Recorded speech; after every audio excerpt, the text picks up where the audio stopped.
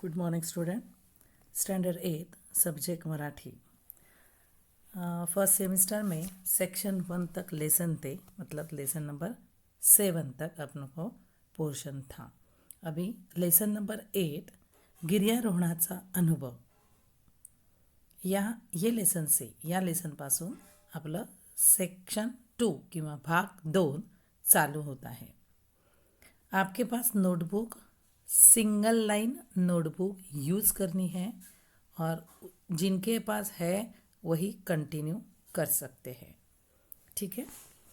तर आज आपण लेसनला सुरुवात करूया. गिर्यारोहणाचा अनुभव. प्रसिद्ध लेखक रमेश महाले यांचा गिर्यारोहणाचा अनुभव हा पाठ प्रसिद्ध आहे. आता गिर्यारोहण मतलब क्या? माउंटेनियरिंग. गिर्यारोहण मतलब माउंटेनियरिंग. और इस पाठ में ईशा नाम का एक लड़का वो अपने फ्रेंड्स के साथ हिमालय में ट्रैकिंग के लिए जाता है और वहाँ जो उसको एक्सपीरियंस आया है उस एक्सपीरियंस के बारे में इसने ये पाठ में लेखक रमेश महाले उन्होंने लिखा है. थ्रिलिंग एक्सपीरियंस है वो और उस एक्सपीरियंस के बारे में इस पाठ में लिखा गया है. आपण प्रस्तावना बघणार आहोत. रमेश महाले गिर्यारोहणाचा अनुभव. यह ट्रेकिंग आपको चित्र में दिखाई दे रहा है. ट्रेकिंग किंवा गिर्यारोहण म्हणजे पर्वत चढणे. बघा समोर पर्वत दिसत आहेत आणि ट्रेक म्हणजे काय तर बर्फावरून चढत वरती जायचं, त्याला माउंटेनियरिंग असं म्हणतात. तर आपण प्रस्तावना आता बघणार आहोत.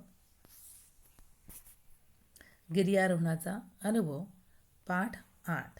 प्रसिद्ध लेखक रमेश महाले. मुलांसाठी बालकथा व विज्ञान विषयावर आधारित 109 पुस्तके प्रसिद्ध आहेत. जळगाव आणि नाशिक आकाशवाणीवरील विविध व्याख्यानात सहभाग. इनका ये जो लेखक है उनका बाल कथा मतलब छोटे बच्चों के लिए बाल कथा और साइंस, विज्ञान मतलब साइंस, उस पर उन्होंने 109 कितने बुक्स लिखे हैं? 109 बुक्स लिखे हैं. तर ते प्रकाशित केलेले आहेत 109 आणि जळगाव आणि नाशिक आकाशवाणीवरील विविध व्याख्यानात सहभाग केलेला आहे. आता पूर्वी अभी चेंजेस हुआ है थोड़ा इसमें दूरदर्शन पूर्वी आकाशवाणी व्हायची, मतलब दूरदर्शनावरून रेडिओ जास्त प्रचलित होता, त्यामुळे आकाशवाणीवर हे प्रोग्राम सगळे व्हायचे और उसमें व्याख्यानमाला भी रहती थी. आणि या व्याख्यानमालेमध्ये रमेश महाले यांचा कायम सहभाग असायचा. त्यांची पक्षाची दुनिया या पुस्तकास मराठी विज्ञान परिषदेचा तसेच साहित्य परिषदेचा पुरस्कार मिळाला आहे. उनको अवार्ड भी मिले हैं जो यहाँ मेंशन किए हैं. सन 2008 साली विज्ञान आणि 2011 साली अंतराळातील स्टेशन, 2013 आणि 14 साली चला अंतराळात या पुस्तकात राज्य शासनाचा उत्कृष्ट वाङ्मय निर्मिती पुरस्कार मिळाला आहे. उनको बहुत सारे पुरस्कार से सम्मानित किया गया है. एक विज्ञान मतलब साइंस पर आधारित जो उन्होंने लेख लिखे हैं उन पर उसको अवॉर्ड मिला है. गंगोत्री येथे गिर्यारोहणासाठी गेलेले विद्यार्थी तेथे अनुभवलेली ढगफुटी आणि भूस्खलनाच्या आपत्तीत यात्रेकरूंना मदत करून माणुसकीचे दर्शन कसे घडवतात याचा वस्तुपाठ या पाठात पाहायला मिळतो. प्रसिद्ध लेखक रमेश महाले उन्होंने, मैंने शुरू में ही आपको बताया कि इस पाठ में माउंटेनियरिंग के बारे में, गंगोत्री ये प्लेस है जहाँ बच्चे माउंटेनियरिंग के लिए गए थे, वहाँ उनको थ्रिलिंग एक्सपीरियंस जो आया है उस एक्सपीरियंस के बारे में इस पाठ में बताया गया है. आता आपण पाठाला सुरुवात करूया.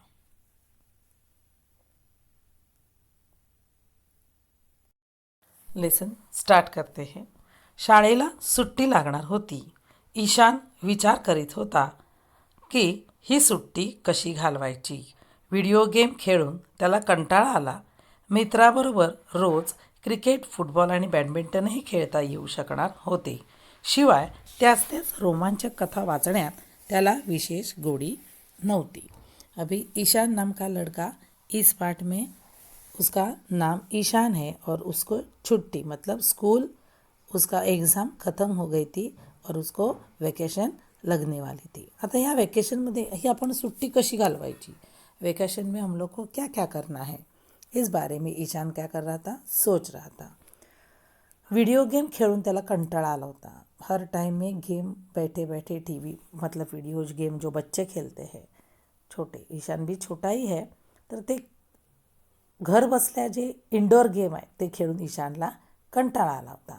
मित्राबरोबर रोज क्रिकेट, फुटबॉल आणि बॅडमिंटनही खेळता येऊ शकणार होती. उसने क्या सोचा कि फ्रेंड्स के साथ आउटडोर गेम भी खेल में सकता हूँ. शिवाय त्याच रोमांचक कथा वाचण्यात त्याला विशेष गोडी नव्हती. बुक्स पढ़ना, नॉवेल्स पढ़ना उसमें भी उसको बिल्कुल इंटरेस्ट नहीं था. ईशान विचार करू लागला, यावेळी सुट्टीमध्ये काहीतरी नवीन करावे. हर टाइम में छुट्टी आती है तो बुक्स पढ़ना, स्टोरी बुक पढ़ना, नॉवेल पढ़ना या वीडियो गेम खेलना, ये सब इंडोर गेम, या चेस, ये इंडोर गेम खेलना, चेस, कैरम. लेकिन वो बोल रहा है कि मैं फ्रेंड्स के साथ आउटडोर गेम भी खेलने जा सकता हूँ, लेकिन हर टाइम छुट्टियों में हम लोग यही करते हैं. उसको ऐसा लग रहा था कि ये साल में मैं कुछ समथिंग न्यू, मुझे कुछ तो नया करना है, काहीतरी असे केले पाहिजे की सर्व कंटाळा नाहीसा होईल. उसे क्या लग रहा था, कुछ तो ऐसा न्यू, अगर मैं न्यू कुछ समथिंग न्यू ऐसा कुछ करूँगा जिससे मुझे हर टाइम जो मैं काम करता हूँ वो कंटाळा, वो काम करने से मुझे सब कंटाळा आता है, वो सब नाहीसा होईल किंवा वो चला जाए. परंतु बराच विचार करूनही त्याला सुट्टी घालवण्याचा योग्य पर्याय सापडत नव्हता. बहुत टाइम उसने वेस्ट किया, क्या करूँ छुट्टियों में, ये करूँ क्या फ्रेंड्स के साथ, वो करूँ, ऐसा सब सोच रहा था, वो प्लानिंग कर रहा था, लेकिन उसे कुछ सूझ नहीं रहा था. तेवढ्यात त्याला दिलासा मिळणारी एक घटना घडली. त्याला उत्तर काशीच्या गिर्यारोहण संस्थेकडून कंप्यूटरवर एक ईमेल प्राप्त झाला. फिर उसके बाद उसको क्या हो गया, एक आइडिया मिल गई. उत्तर काशी जी प्लेस आहे तिकडनं त्याला काय आला, एक ईमेल आला. काय, ही received an email from mountaineering institute. वो इन्स्टिट्यूट कौन सा, उत्तर काशीवाला. Inviting him to participate in a expedition, म्हणजे गिर्यारोहण मोहिमेमध्ये सहभाग करण्यासाठी त्याला एक इन्विटेशन पाठवलं होतं. उसको क्या किया था, इन्वाइट किया था ये माउंटेनियरिंग एक्सपिडिशन में, क्या मोहिमेमध्ये सहभागी होण्याचं इन्विटेशन पाठवलं होतं. समझ में आया क्या. The holidays were about to start and Ishan wanted to spend his vacation in doing something exciting. समझ में आया, उसको कुछ तो ऐसा एक्साइटिंग करने का मन हो रहा था. एंड कोइंसिडेंटली क्या हो गया, उसको एक email mill Gaya. He received an email. और उसने क्या किया, फिर वो ईमेल देख के वो बहुत खुश हो गया. वास्तविक ईशानला गिर्यारोहणाचा विशेष छंद नव्हता. गिर्यारोहण आता एक छंद राहिला नव्हता, त्याला त्याचे वेड लागले होते. मतलब क्या, उसको हॉबी नहीं थी कि मैं ये करूँगा, ऐसा करूँगा, ऐसा नहीं. उसको एक मतलब नाद, आपण सांगतो ना आवड, की नहीं उसमें ही कुछ तो करना है बस. एक पैशन हो गई थी. Ishan was already passionate mountaineering and he with his friend had completed training course from the top institute in mountaineering. उसने क्या किया था, एका प्रसिद्ध गिर्यारोहण संस्थेत आधीच प्रवेश घेतला होता. उत्कृष्ट प्रशिक्षणातून त्याला गिर्यारोहणातील बऱ्याच बारीक सारी गोष्टी समजल्या होत्या. माउंटेनियरिंग में जो एक्सपीरियंस है और जो चीज़ें लगती है उसके लिए क्या करना पड़ता है क्या नहीं, ये सब उसको क्या हो गया था, मालूम हो गया था. कैसे? उसने एक ट्रेनिंग घेतलं होतं, उत्कृष्ट ट्रेनिंग. कळलं? तर ते त्यांनी कंप्लीट केलं होतं mountaineering. And he had also participate in a various training programme in the hilly region. आणि अजून दुसऱ्या संस्थेमध्ये, अनेक संस्थेमध्ये त्यांनी विशेष कार्यक्रमामध्ये भाग घेतला होता, जिससे उसको बहुत सारे ट्रेनिंग मिल गए थे. मतलब कैसे पहाड़ों पे चलना है, वहाँ क्या क्या चीज़ें लेके जानी है, कुछ प्रॉब्लम हो गया, एखादी नैसर्गिक आपत्ति आली तो हमें क्या करना चाहिए, ये सब उसने क्या किया था, उसका ट्रेनिंग लिया था. गिर्यारोहणाचा अनुभव खरोखर रोमांचक होता. आकाशाला स्पर्श करणारे उंच पहाड, विशालकाय खडक, हिरव्यागार घाटी आणि वेगाने वाहणाऱ्या स्वच्छ पाण्याच्या नद्या ईशान आणि त्याच्या साथीदारांना साथ घालत होत्या. माउंटेनियरिंग जो है उसका एक्सपीरियंस बहुत अच्छा उनको था. Mountaineering is a truly exhilarating experience. The skyscraping mountains, gigantic rocks, and green valley, and swiftly flowing mountain rivers would call out to Ishan and his friends. मतलब वहाँ की नेचर की ब्यूटी जो है वो उनको बहुत पसंद थी और उनको ऐसा लगता था कब हम लोग जाए. साथ घालीत होता मतलब त्यांना बोलवत होत्या की हम. त्यांना जेव्हा संधी मिळेल तेव्हा ते आवश्यक उपकरणे व सामानाची बॅग घेऊन गिर्यारोहण करायला जात असत. उनको जब अपॉर्चुनिटी मिल जाती थी तो वो क्या करते थे, अपने फ्रेंड्स के साथ माउंटेनियरिंग करने के लिए जाते थे. Ishan and his friend and they would pack their equipment and set out for mountaineering whenever possible.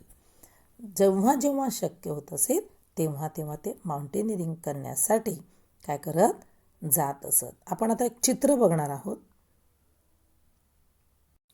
त्यांना जेव्हा संधी मिळेल तेव्हा ते आवश्यक उपकरणं घेऊन, सामानाची बॅग घेऊन गिर्यारोहणला जात असत. मैंने आपको बोला है, ये चित्र में दिखाई दे रहा है कि माउंटेनियरिंग के लिए क्या क्या लगता है.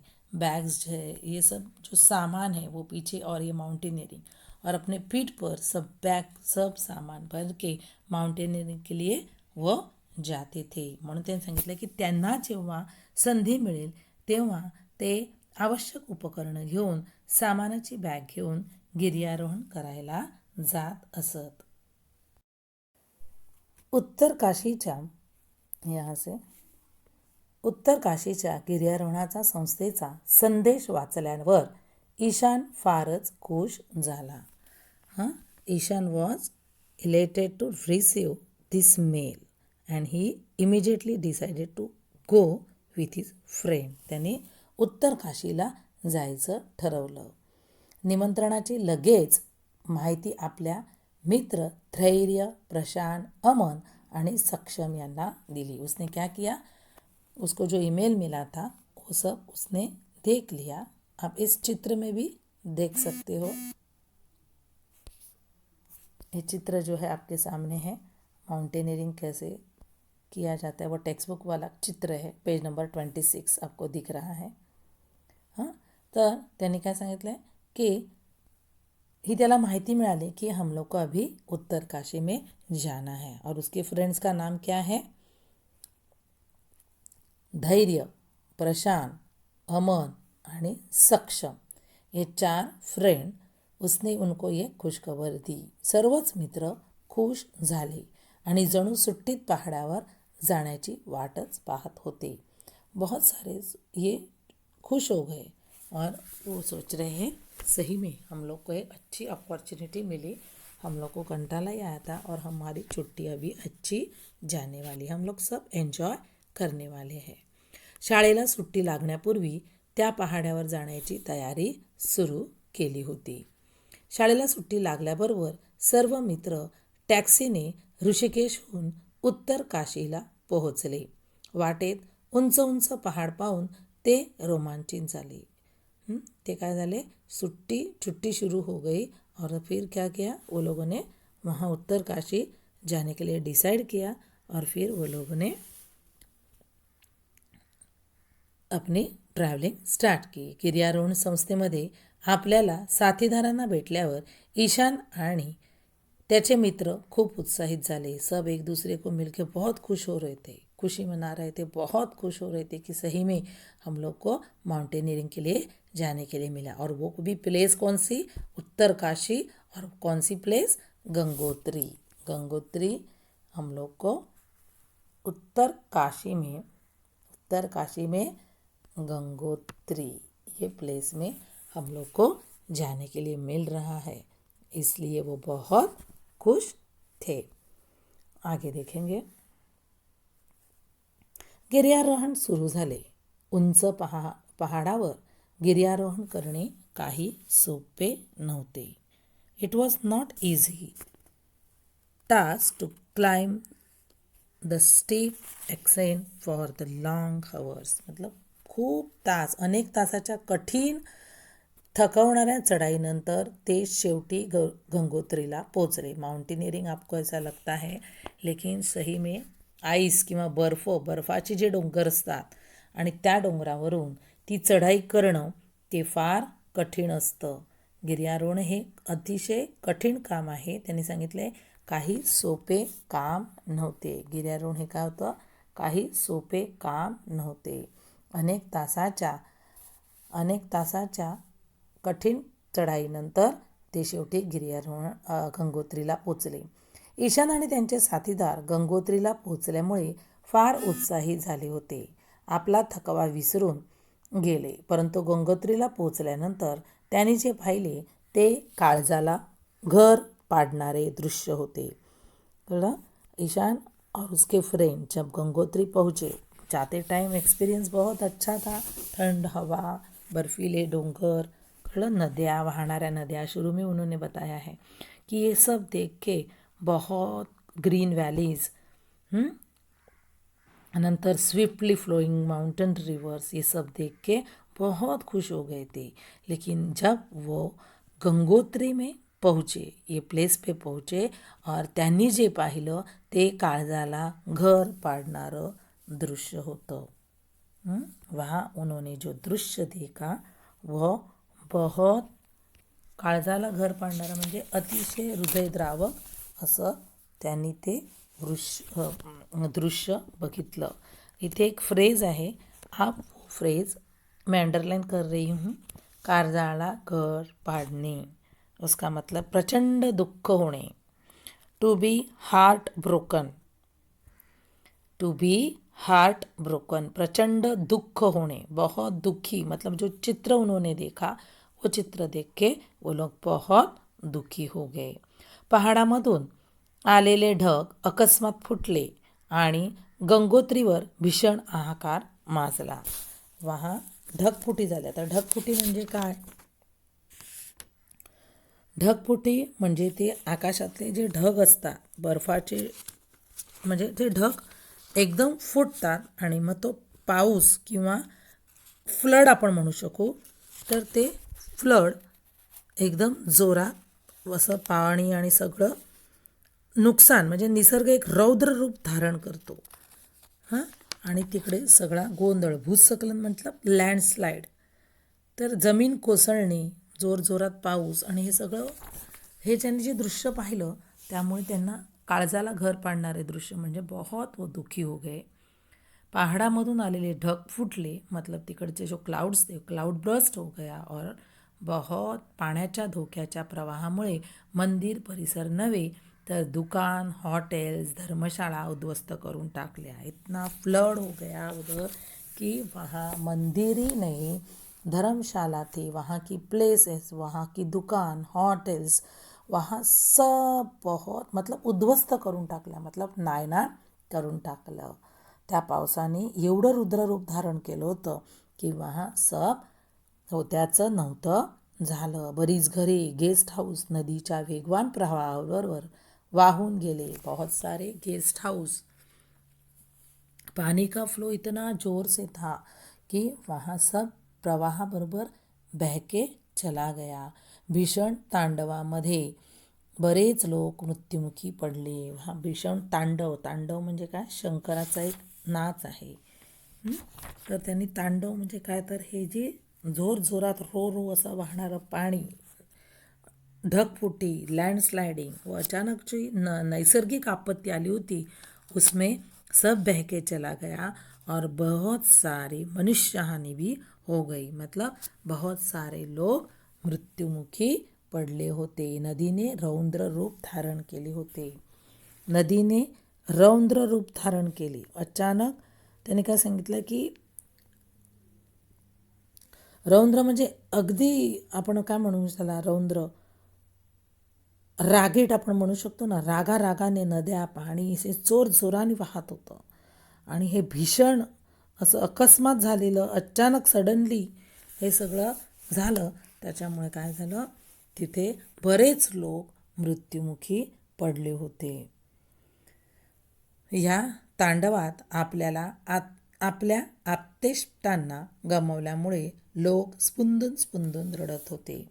या तांडवात, या प्रवाहात, ये संकट में जो लोग मर गए, जी भीषण हानी चालली होती, त्याच्यामुळे काय झालं होतं, लोग रडत होते. और इस पानी में बह के बहुत सारे लोग गए थे, अपने रिलेटिव्स गए थे.